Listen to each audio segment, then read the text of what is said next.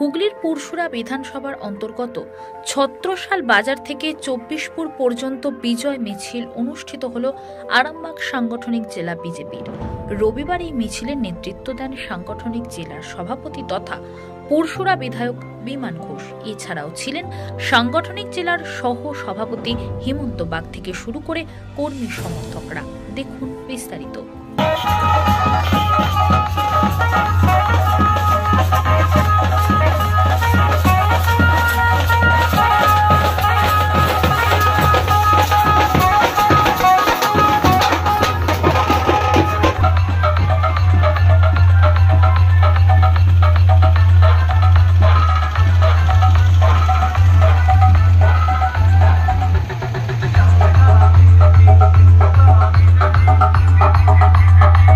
পুরসুরা বিধানসভার অন্তর্গত অরুন্ডা পঞ্চায়েতে ছত্রসাল বাজার থেকে চব্বিশপুর বাজার পর্যন্ত একটা মহা মিছিলের ডাক দেওয়া হয়েছিল।